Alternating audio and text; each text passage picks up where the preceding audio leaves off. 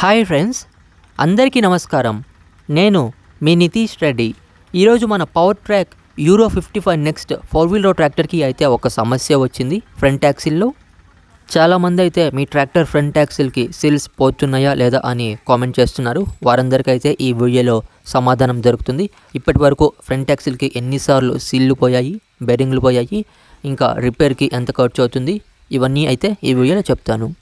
అసలు ఇంతకీ ఈ ట్రాక్టర్లో ఉన్న సమస్య ఏంటంటే, మనం 4-wheel డ్రైవ్ని ఆన్ చేసి ట్రాక్టర్ని నడిపిస్తుంటే ఫ్రంట్లో వచ్చే రైట్ సైడ్ టైర్ అయితే పట్టేస్తుంది. దానికి కారణం వచ్చి సీళ్ళు పోయి లోపలికి బురద వెళ్ళి ఇంకా లోపల బాల్స్, నీడిల్స్ అయితే డ్యామేజ్ అయిపోయాయి. గేర్ వీల్స్ కూడా డ్యామేజ్ అయి ఉన్నాయి. అందువల్ల టైర్ అయితే పట్టేస్తుంది. నెక్స్ట్ మీ అందరికీ తెలిసిందే, ఇది జాకీ లేకుండా టైర్ని ఎత్తేదానికి నెల్లూరు షోరూమ్ నుంచి అయితే ఇద్దరు సర్వీస్ పర్సన్స్ అయితే వచ్చారు రిపేర్ చేయడానికి. ఇంకా ఇప్పటి వరకు మన ట్రాక్టర్కి ఎన్నిసార్లు బేరింగ్లు పోయాయి, ఎన్నిసార్లు సీళ్ళు పోయాయి అంటే, అసలు మనం ఈ ట్రాక్టర్ కొని 2 సంవత్సరాల 8 నెలలు అయితే పూర్తి అవబోతుంది. 2021 జూన్లో అయితే ఈ ట్రాక్టర్ని మనం కొన్నాము. బేరింగ్లు అయితే ఇప్పటి వరకు కేవలం ఒక్కసారి అయితే పోయాయి, అది కూడా రైట్ సైడే. ఇంకా సీల్ అయితే ఇప్పటి వరకు ఇది 3వసారి అండి పోవడము. ఇంతకుముందు ఆల్రెడీ 2 సార్లు అయితే 2 సైడ్లో మనం సీల్స్ అయితే మార్చాము, ఇది 3వసారి.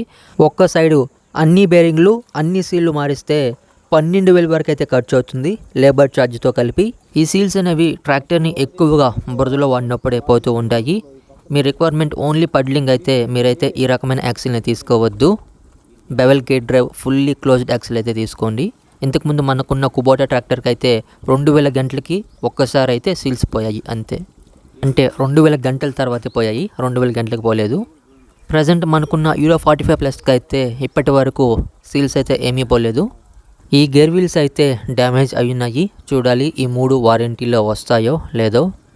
ఈ రకమైన గేర్ వీల్స్ని అయితే కంపెనీ వాళ్ళు తీసుకురాలేదు, మనము కూడా చెప్పలేదు కంపెనీ వాళ్ళకి తీసుకురమ్మని. మనమైతే ఇవి అసలుకి పోయి ఉంటాయి అని అనుకోలేదు. ఇంకా మన ట్రాక్టర్కి అయితే పని ఉంది. నార్మల్గా ఆ గేర్ వీల్స్ లేకుండానే ప్రస్తుతానికి టైర్ని అయితే ఫిట్ చేయించేస్తున్నాము.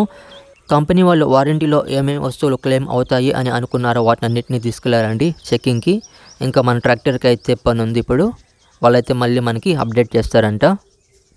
ఫ్రెండ్స్, మన ట్రాక్టర్ని అయితే నెల్లూరుకి తీసుకెళ్ళి షోరూంలోనే ఫిట్ చేయించేసాము. వారంటీలో వచ్చిన వస్తువులన్నీ ఆ గేర్ వీల్స్ అయితే వారంటీలో క్లెయిమ్ అయ్యాయి మనకి.